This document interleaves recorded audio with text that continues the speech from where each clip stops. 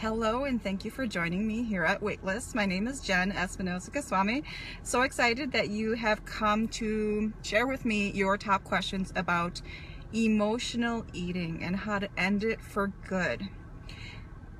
Here's the thing about emotional eating, and I'm someone who certainly suffers from this. Emotional eating means that you eat for reasons other than hunger. So most traditional diet plans will go out there and say, eat this, don't eat that. Well, if the reason you're picking up that food and eating it has nothing to do with physical hunger, then the types of choices we tend to make in the moment are different than if we're eating for hunger. So in my opinion, and in my experience with losing 100 pounds, the approach we take when it comes to emotional eating is quite different than the approach that a lot of diet programs try to get us to do, which is just eat from this list of foods and don't eat from that list of foods. If it was that easy to just remove certain things and add others, then all of us would be at the perfect weight, right? So thank you for joining me. I am live here on Facebook talking about ending emotional eating. Make sure to click, there's a little guy down there, click on him and share this with your friends who might want to learn more about how this works. Or if you're so inclined, put your questions in the comments. I'd love to connect with you and learn about what your challenges are around emotional eating. Before I get too far into this, I do want to highlight once again that most diet programs tend to fail because they're talking about nutrition. And emotional eating has nothing to do with nutrition. Most of us are smart enough and savvy enough to realize that salads are better for us than pizza. And burgers are not as healthy for us as quinoa. You know, we know that. It's not something that's challenging to understand. It's something that's challenging to enforce, because in America we are surrounded 24/7 by food, right? It's everywhere. It's at your office. It's at your birthday. It's at your picnic. It's on your TV. It's in your kitchen. Your kitchen is probably overflowing with food, similar to how mine looked at one point in my life. Also, I want to talk a little bit about when it comes to emotional eating. It doesn't matter if you eat because you're happy, sad, depressed, angry, or even if you eat when you're in pain. I actually started eating at one point in my life when I was in pain because I didn't understand if the pain I was feeling in my stomach was hunger or not. So again, a lot of emotional eating tends to stem from the associations we have with foods, whether they are good or bad. And it has to do sometimes with societal pressure and peer pressure. I wrote an article recently about food pushers and people who feel that it is their business to get up in your business about what you should or shouldn't eat. Again, overeating is very seldom about food, so this is very unhelpful for the majority of us who are trying to lose weight. I just want to share a really quick story. Thank you for joining me here live on my page. I'm so excited to see you here. Make sure to pop your questions in the comments box and I will make sure to address those. I wanted to share a really short story about something that I've been going through lately that has made it extremely challenging for me when it comes to emotional eating. About a month ago, my father, who is very dear to me, passed away. And he had been suffering from a couple types of cancer. It was a recent diagnosis and we were all very hopeful that there'd be a cure for him. He was diagnosed with liver cancer back in February and he pursued treatment. He went through radiation.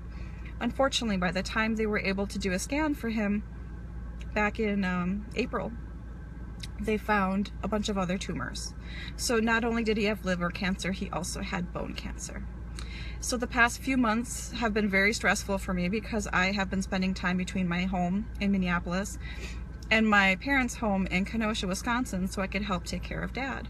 And for those of you out there who have experienced a parent who is on the decline and is feeling is having medical issues and you're taking care of them, it's a very humbling experience to help your father walk, to help your father use the bathroom, to be outside of your normal home environment, and to not have access to the types of foods that you have become used to eating. As you can imagine, this was a huge trigger for me. Grief is a trigger for many of us. I was grieving. I was very uncomfortable. There were a lot of dynamics going on in my family that I wasn't prepared to deal with. And therefore, I have gained weight. Now don't worry, I'm not worried about it myself. I know the process of losing weight, so I'm not challenged by it. However, I do understand that that was a prime opportunity for me to gain weight, so I was prepared for that possibility. If you're determined to stick to your goals no matter what goes on in your life, I applaud you. However, you need to be gentle with yourselves and realize that not all of us can stay strong and true throughout the hardest days of our lives. You know, it was horrible to lose my father. I still miss him. I still don't know how to go on in life without him. And yes, there will be nights and days when I just don't care what I put in my mouth. And that will have an impact on me. So I encourage you to be gentle with yourself. However, there is a process to ending emotional eating, which is what we're talking about today on Facebook Live. Thank you for joining me on my page. And I will talk to you a little bit about my process and how I was able to go through emotional eating and how I was able to overcome it. This is not a permanent solution, but this is a process that works for me if I apply it to the full extent. So when it comes to emotional eating, there are 2 things you can choose to do. Just 2. It's a very simple process. It's not easy, but it's simple. So if you don't want to eat for reasons other than hunger, you have 2 options. You can either distract yourself from the food, or you can substitute the food with a healthier option. Let's talk about number 1, distraction. So it works in our favor sometimes too. In our info obesity world out here, there's info everywhere, and distraction can sometimes take us off topic and off focus, but that's good when it comes to food. So if you have a bunch of food sitting on your table that you know it does not follow your plan, and that you know you'll eat like crazy, thank you for joining me. Thank you for joining me. Make sure to click the like and make sure to share with your friends. Put your comments and I'll answer your questions in the comments. Thank you for joining me live. Okay, so we're talking about distraction when it comes to emotional eating. Distraction.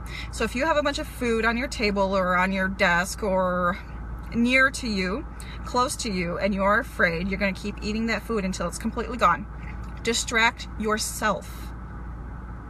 It works.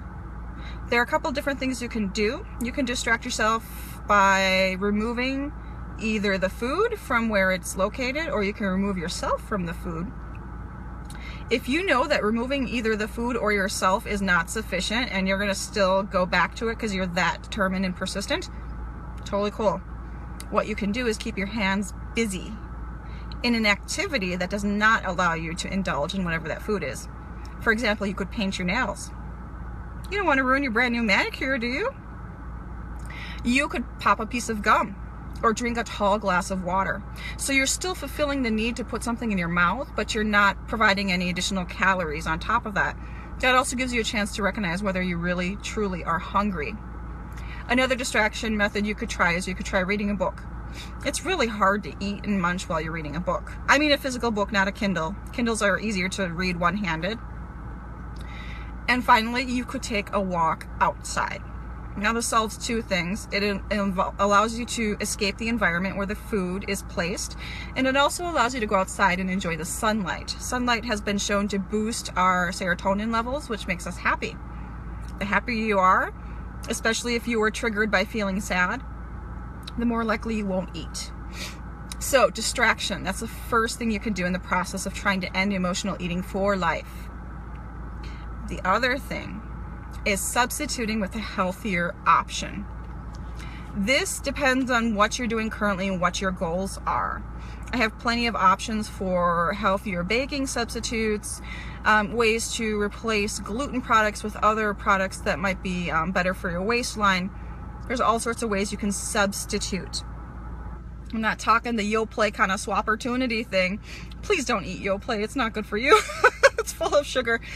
But it is a swap-opportunity in a way, because if you have a donut in front of you and you love donuts and you just can feel that donut within your mouth, a good swap-opportunity might be a homemade cereal bar that's half the size and maybe 1/3 of the calories.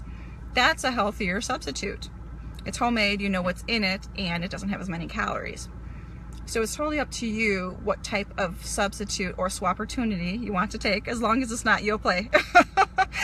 Okay, so today we talked here on my page about ending emotional eating. First of all, I shared the story with you how I am currently grieving for my father who passed away recently, and I am certainly not immune to emotional eating, even though I have been able to lose 100 pounds and more or less maintain that weight loss for 15 years or so. There are times when I do indulge, and I do it and understand that I'm doing it while I'm doing it. So be gentle with yourselves. And then I talked about only two of them, simple ways that you can end emotional eating. That first one was distraction. Distract yourself. Remove yourself or the food from the environment. Out of sight, out of mind certainly does apply. The number 2 thing we talked about was swap opportunities, or finding a healthier substitute. And if you need particular advice about healthier substitutes, I'm happy to help you. Put your comments down in here. Even if you don't catch me live, you can still put your comments and I'd be happy to respond to you. Let's find the swap opportunities in your life, because there are plenty of them out there. Also, I invite you to consider a different way of dieting. Not the kind of dieting where it's eat this, don't eat that, or the kind of dieting that has you sweating it up in a gym for hours at a time. Ain't nobody got time for that. I encourage you to release everything that does not serve your health. On that note, I have a brand new program coming up in September called Release. It's a 6-month group coaching program. I would love to see you there. I will drop a link in the comments down here. It's an invitation to my early bird list. You can't even buy the program yet. I want to make sure to share with you and educate you and provide you free resources so that you can make an informed decision if it's something you want to move forward with. But Release is all about the best of everything I use to lose 100 pounds. All these little tips that I'm sharing on Facebook Live, and it will help you attain body bliss. I don't determine what body bliss is, you do, because only you can determine what healthy looks like to you. I want to help you get there though, because I feel amazing today compared to where I was 15 years ago, and I want the best for you as well. So if you're curious about that, you even get a free gift if you join my list. Look in the comments, I'll drop the link to it. You're welcome to get the freebie, which is called Meal Planning Made Easy. So if you were interested in how my philosophy goes around eating healthy, it's not about lists, it's not about templates, it's not about monthly plans or spending all day in the kitchen. My perspective on eating healthier is all about 3 simple things. I'm all about making things simple and making them better for you. So if you join me for my early bird list for Release, my brand new health coaching program, you get a free gift, Meal Planning Made Easy, where literally it is the easiest thing you've ever seen in your life, and you will see amazing, amazing results if you follow the simple things in that 40-minute recording that you can listen to as many times as you want to. This is Jen. Thank you for joining me here at Waitlist, where we talked about ending emotional eating. I will continue to offer these Facebook Lives. If you are not able to attend these and you want me to do these at a different day and time, feel free to drop that in the comments. I would love to connect with you at the time that makes most sense for you. So go ahead and put that in the comments, and my next Facebook Live will be on whatever topic you want it to be on. Before I leave, I wanted to mention one thing. Lisa had asked me a very specific question. I want to make sure that I address it in this Facebook stream here. She said, well, I eat healthy. I eat well, but I eat too much of it. So again, Lisa, you can apply those same principles. Distraction.